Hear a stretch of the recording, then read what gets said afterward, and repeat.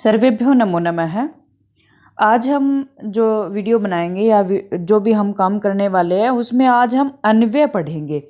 मैं पिछले कई सारी वीडियोस में पहले मैंने सैम्पल पेपर कराया था, उसके बाद से मैं पेपर में आपके जो जो प्रश्न आ रहे हैं उनका केवल एक वीडियो बनाती हूँ। जैसे अगर पत्र है तो मैंने पत्र की केवल स्पेशल वीडियो बना दी है। अगर आपका अपठित गद्यांश है, प्रश्न निर्माण है, इन सब की मैं बिल्कुल अलग अलग से वीडियो, शुद्ध है तो मैंने इनकी अलग से वीडियो बना रही हूँ एक एक प्रश्न की, ताकि मैं इनको बहुत अच्छे से समझा पाऊँ। हालांकि मैं जो आपके पिछले सालों के पेपर हैं जिनको हम मॉडल पेपर के रूप में यूज कर सकते हैं, उनकी वीडियोस भी मैं बना दूंगी। तो अभी मैं ये एक मॉडल पेपर ही लगा लीजिए या पिछले साल का पेपर है, तो उसमें से आपका जो अन्वय वाला प्रश्न है वो आपको करा रही हूँ। ये जो प्रश्न होता है ना बेटा, इस प्रश्न में अथवा भी आता है। यहाँ पे देखिए, इस प्रश्न में अथवा है, ठीक है। ऊपर आपका अन्वय है और नीचे आपको क्या करना होता है, जो आपके अथवा होता है उसमें आपको भावार्थ लिखना होता है, ठीक है। यानी कि कहने का मतलब ये है, ये आपका जो अथवा लिखा है ना, एक तो अन्वय है और नीचे भावार्थ है। इन दोनों में से आपको एक करना होता है। आज मैं केवल अन्वय समझाने वाली हूँ। अन्वय करना कठिन नहीं है बेटा, बिल्कुल भी। अगर आपने शुरू में थोड़ी सी भी पाठ की हिंदी करके देखी है, जब आपको टीचर कराते हैं, तो अगर आपने थोड़ी सी भी हिंदी करके देखी होती है तो आपको बिल्कुल भी दिक्कत नहीं आएगी। एक बात। दूसरी बात बेटा, मतलब भावार्थ इस पेपर में एक तो अन्वय करना है, एक भावार्थ। इसी प्रश्न में 16वें प्रश्न में जो आपका है, अगर आपको अन्वय करना है तो अन्वय आपको 2 श्लोक का करना पड़ेगा, ठीक है। और भावार्थ आपको केवल 1 श्लोक का करना है, ये देखिए आपको। और इसमें जो भावार्थ है ना, इसमें 4 रिक्त स्थान है और चारों ही रिक्त स्थान एक एक नंबर के। ये देखिए, केवल 4 रिक्त स्थान है अगर आप भावार्थ करते हैं। लेकिन अगर आप अन्वय करते हैं तो आपको फिर 2 श्लोक करने हैं और दोनों श्लोकों में 4 रिक्त स्थान है, यानी कि टोटल 8 रिक्त स्थान आपको करने होंगे, तब आपको 4 नंबर मिलेंगे, ठीक है। वहां पे केवल 4 रिक्त स्थान 4 नंबर, यहाँ पे 8 रिक्त स्थान 4 नंबर। तो इसी तरह से आपका पहला श्लोक है।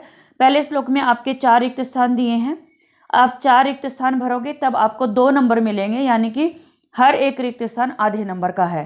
पहली बात। आगे बढ़ते हैं। जब हम अन्वय करते हैं बेटा, तो बहुत सारे श्लोक ऐसे होते हैं कि अगर आप उनको सीधा सीधा भी रिक्त स्थान भरते जाएंगे ना, श्लोक को देख के, तो भी आपका रिक्त स्थान सही हो जाएगा। कुछ में चेंज होता है। जैसे यहाँ पे पहला श्लोक है ना, अगर आपको सीधा सीधा उठा करके अक्षर भी भर देंगे तो भी आपका अन्वय सही हो जाएगा, ठीक है। तो ये जो पहला श्लोक है, पहले आप श्लोक को ध्यान से पढ़िए, ठीक है। श्लोक क्या है? शरीरोपचय है कांतिर गात्राणाम सुविभक्तता दीप्ता अग्नित्वम अनालस्यम स्थिरत्वम लाघवम मृजा, ठीक है। तो ये जो श्लोक है ना, ये व्यायाम वाले पाठ से लिया गया है, ठीक है। व्यायाम वाला आपका जो पाठ है उससे लिया गया है। और अगर आप 8th में है या 9th में है तो आप इस चीज़ की टेंशन बिल्कुल मत लीजिए कि ये कौन सी क्लास का है। आप केवल ये समझिए कि अन्वय होता कैसे है, क्योंकि हिंदी भी मैं समझाने ही वाली हूँ ना, तो आपको दिक्कत नहीं होगी, ठीक है। तो यहाँ पे ये जो श्लोक है, इसमें व्यायाम की जो विशेषता है, व्यायाम करने से, एक्सरसाइज करने से आपको क्या फायदे होते हैं, वो इस श्लोक में बताए गए हैं, ठीक है। और ये तभी होगा जब आपने पाठ को अच्छे से पढ़ा होगा। चलो हम इसकी हिंदी कर लेते हैं। पहले कहता है शरीरोपचय है। शरीर मतलब शरीर की, उपचय मतलब वृद्धि होती है, ठीक है। कि व्यायाम जब आप करते हैं तो शरीर की वृद्धि होती है, शरीर में बढ़ोतरी होती है। कांतिर गात्राणाम, गात्र किसको कहते हैं? गात्र भी शरीर को ही बोलते हैं। और कांति मतलब क्या होता है? चमक, शरीर में चमक आती है, ठीक है। अगला है सुविभक्तता। सुविभक्ता क्या होता है? गठीलापन आता है, ठीक है। आगे है दीप्ता अग्नित्वम। यहाँ पे संधि, एक तरह से वर्ण जो होता है ना, वर्ण संयोजन, वो हो रहा है। दीप्ता अग्नित्वम, पहला अक्षर लीजिए। दीप्त का मतलब क्या होता है? जल जाना। अग्नित्वम मतलब अग्नि जो होती है ना, वो जल उठती है। मतलब क्या है? आपकी जो जठराग्नि है, जिससे भोजन पचता है, ठीक है, वो आपका तेज हो जाता है। अना आलस्यम, दीप्ताग्नित्वम के आगे क्या है? अन आलस्यम, यानी कि आलस्य नहीं रहता है। स्थिरत्वम, स्थिरता आ जाती है मन में, शरीर में, चंचलता नहीं रहती। लाघवम, आपका जो मतलब एक तरह से हल्कापन आप महसूस करते हो। और मृजा, मृजा क्या होता है? साफ सफाई को कहते हैं, और शरीर की जो है वो साफ सफाई हो जाती है। ये सब आपके व्यायाम करने से होते हैं, ठीक है। अब हम अन्वय देखते हैं। अब बेटा जब अन्वय करते हैं ना, तो सबसे पहले आपको क्या करना होता है? आप इन लाइनों को ध्यान से देखिए और जो जो अक्षर यहाँ पे लिख दिया उनको छोड़ दीजिए और जो नहीं लिखा उनको आप अंडरलाइन कर लीजिए, ठीक है। तो जैसे मैं आपको बताती हूँ, पहला है रिक्त स्थान कांति ही गात्राणाम। अब आप देखिए श्लोक से शुरू करिए यहाँ से, तो आपको कांति यहाँ पे लिखा हुआ है, देखिए गात्राणाम भी लिखा हुआ है, तो आप कांतिर गात्राणाम को काट दो, मतलब ये तो रिक्त स्थान में आएंगे नहीं, ठीक है। फिर आगे रिक्त स्थान है, आगे लिखा है दीप्ताग्नित्वम। दीप्ताग्नित्वम कहाँ पे है, यहाँ पे है, तो दीप्ताग्नित्वम तक काट दो, ठीक है। हल्का पेंसिल से आप निशान लगा के समझ सकते हो पेपर में, ठीक है। आगे फिर रिक्त स्थान है, उसके बाद स्थिरत्वम यहाँ पे लिखा हो, तो स्थिरत्वम को भी काट दो, क्योंकि ये मैं जिनके ऊपर लाइन खींच रही हूँ ना, इसका मतलब ये है कि ये रिक्त स्थान में नहीं आएंगे। आगे आपका लघुवम यहाँ पे लिखा हुआ है, लघुवम को भी काट दो, ठीक है। आगे क्या है, फिर से रिक्त स्थान है, तो आपको 4 रिक्त स्थान भरने हैं बेटा, और चारों रिक्त स्थान में आपको पता लग गया 4 शब्द यहाँ पे बचे हैं, शरीरोपचय है, सुविभक्तता, अनालस्यम और मृजा, 4 आपके बचे हैं, ठीक है। अगर यहाँ पे कोई भी क्रिया होती, धातु होती, धातु क्रिया कौन सी होती है, जो पठती पठता पठंती तीता अंति जिसके अंत में लगता होता है वो वाली होती है। अगर वो धातु यहाँ पे आ रही होती तो आप वाक्य के अंत में वो धातु इस्तेमाल करते, लेकिन यहाँ पे ऐसा कुछ भी नहीं है, हमने केवल मीनिंग निकाला है। तो आपके 4 शब्द थे, 4 शब्द आपको रिक्त स्थान में भरने हैं। और इस श्लोक की विशेषता यही है बेटा कि आप इन चारों को नंबर से भी लिखोगे तो भी आपका प्रश्न सही होगा। जैसे पहले रिक्त स्थान में क्या आएगा, पहला ही आएगा शरीरोपचय है, ठीक है, पहले में आएगा शरीरोपचय है, दूसरे में आपके सुविभक्तता आएगा, अर्थ में बता चुकी हूँ, सेम अर्थ है। तीसरे दीप्ताग्नित्वम के बाद क्या है, अनालस्यम। तो यहाँ पे मैं जो था ना दीप्ताग्नित्वम का, उसमें ए था, तो नालस्यम नहीं लिखेंगे आप, अनालस्यम लिखेंगे, ठीक है। आ गया, उसके बाद स्थिरत्वम लघुवम लिखा, और लास्ट में मृजा आपका बच गया था, तो आप चौथे रिक्त स्थान में मृजा भर दो। मैंने ये समझा दिया, पहले आप ये टिक करना कि नीचे जो ये अन्वय करके दिया है उसमें क्या क्या लिखा हुआ है और क्या नहीं लिखा हुआ। जो नहीं लिखा हुआ है उसको बचा लेना, गोलदारा लगा लेना या उसके नीचे अंडरलाइन कर लेना, ठीक है। समझ में आए तो अच्छे से करना, अगर फिर भी कुछ भी दिमाग में ना चले तो कम से कम सीधा सीधा जैसे यहाँ पे इस श्लोक में भरा है ना, ऐसे तो भर ही देना। हो सकता है आपको 2 नंबर कम से कम मिल ही जाए, हो सकता है 4 भी मिल जाए, और हो सकता है 1 भी ना मिले।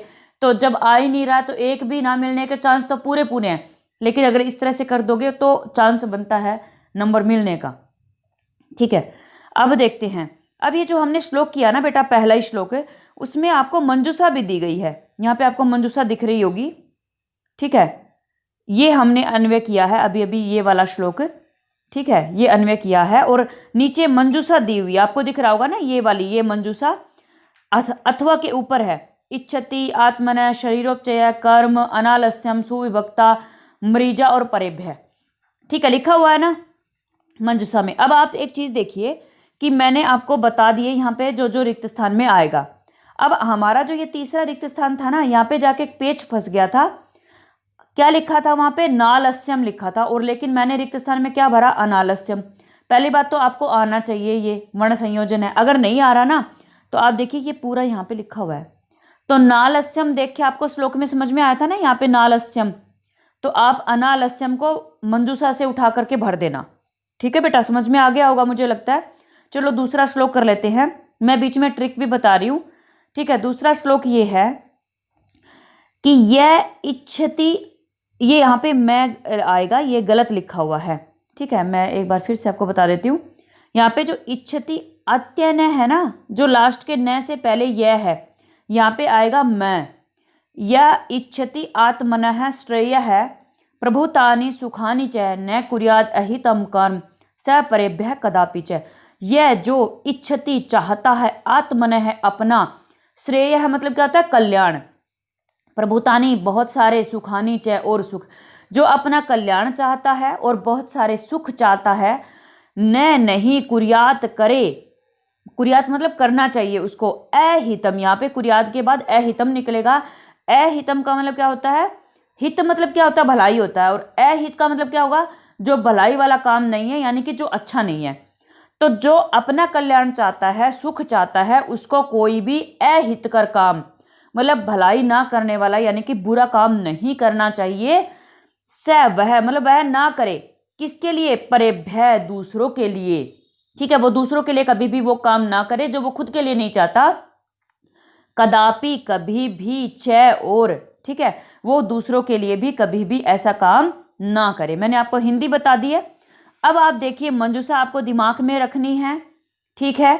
4 मंजूषा में से आप भर चुके हो। शरीरोपचय को काट दो, अनालस्यम को काट दो, सुविभक्ता को काट दो और मृजा को काट दो, ठीक है।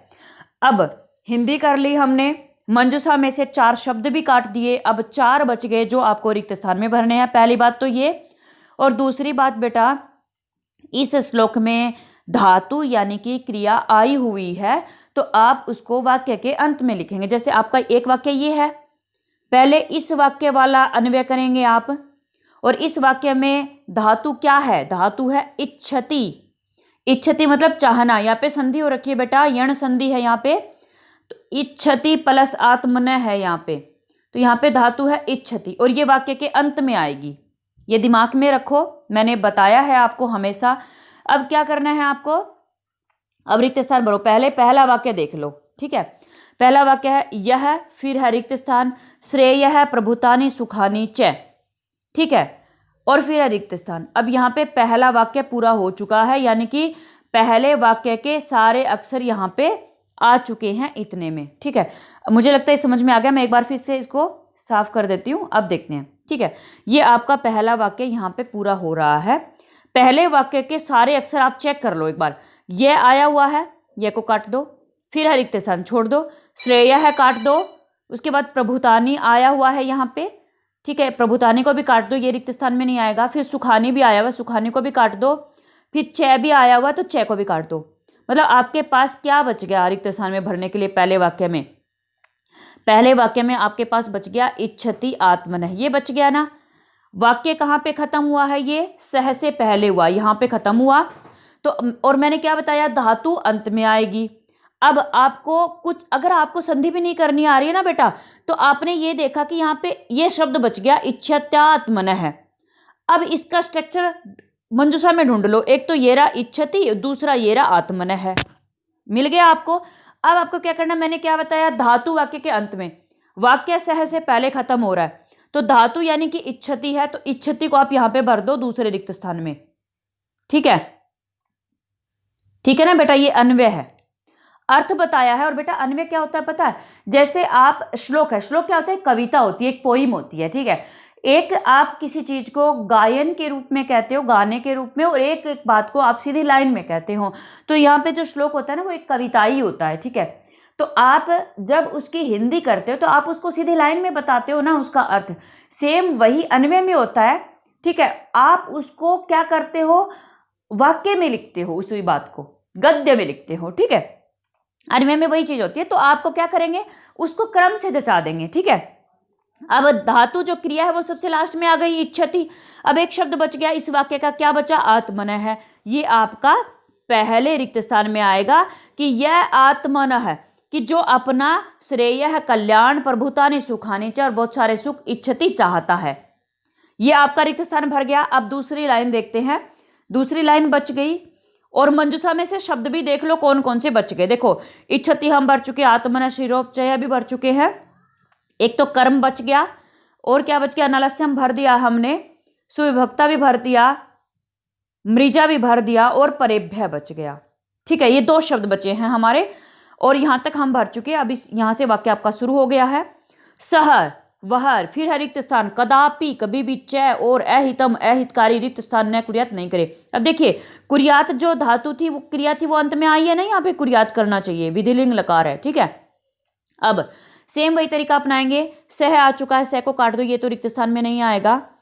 अब आपको क्या करना है? फिर रिक्त स्थान कदापि, कदापि को काटो, काट दिया। फिर आगे च है, च को भी काट दो। फिर अहितम, अहितम कहाँ पे दिख रहा है? यहाँ पे है हितम, इसको काटो, काट दिया। फिर रिक्त स्थान है न, यहाँ पे न लिखा तो न को भी काट दो, ये भी रिक्त स्थान में नहीं आएगा। फिर है कुर्यात, कुर्यात को भी काट दो। मतलब ये इतने सारे कट गए। आपके पास केवल 2 शब्द बचे, कर्म और परेभ्य। मंजूषा में भी 2 ही बचे हैं, कर्म और परेभ्य। यानी कि आपका जो अंतिम वाक्य बचा है यहाँ पे, सह से शुरू होकर कुर्यात तक, उसमें 2 शब्द भरने हैं आपको, कर्म और परेभ्य, ठीक है। अब क्या बोलेंगे? आप इसको जब करके देखेंगे तो मैंने अर्थ आपको बताया, सह वह, कदापि कभी भी, च और अहितम अहितकारी, न कुर्यात न करे, क्या ना करे, कर्म काम ना करे। तो चौथे में क्या आएगा, अहितम कर्म, अहितम अहितकारी काम ना करे, किसके लिए, सह परेभ्य, दूसरों के लिए। तीसरे रिक्त स्थान में क्या आएगा, परेभ्य। एक तो मैंने इस तरीके से बता दिया कि अर्थ से भी आप समझ सकते हो कि ये वो काम ना करे। अब दूसरी बात, आप ये सोच रहे होगे कोई ना कोई तरीका तो होगा कि यहाँ पे परेभ्य आया और चौथे रिक्त स्थान में कर्म आया। तो मैं आपको एक चीज बताती हूँ बेटा, इस सबको साफ करके बताती हूँ। मैंने चौथे रिक्त स्थान में आपको क्या बोला, कर्म बोला, ठीक है। कर्म मतलब काम। अब काम जो था वो कैसा था, इस श्लोक में कैसे काम की बात हो रही है, अहितम अहितकारी काम, यानी कि जो दूसरे के लिए अच्छा नहीं है, ऐसे काम की बात हो रही है। तो कर्म, कर्म का विशेषण, विशेषण क्या होता है, जो उसकी विशेषता बताता है, दोष गुण भाव, दोष भी आ सकता है ना। तो इस कर्म की विशेषता, विशेषण क्या है, अहित, अहितम कर्म है। तो यहां पे जो अहितम है, अहितम यहां पे है और अहितम यहां पे है, तो अहितम के आगे क्या लिखा है, कर्म, इसलिए कर्म यहां पे आएगा क्योंकि अहितम कर्म का विशेषण है। और जो चौथे रिक्त स्थान के पहले लिखा हुआ है, इसलिए कर्म इस रिक्त स्थान में आएगा। आपका एक बच गया, वो आप तीसरे में परेभ्य भर दो। बेटा मुझे ऐसा लगता है कि मैंने बहुत ही सरल तरीके से आपको समझाने की कोशिश करी है। अगर आपको वीडियो समझ में आए या पसंद आए तो प्लीज़ बेटा इसको लाइक शेयर और सब्सक्राइब जरूर करें। धन्यवाद।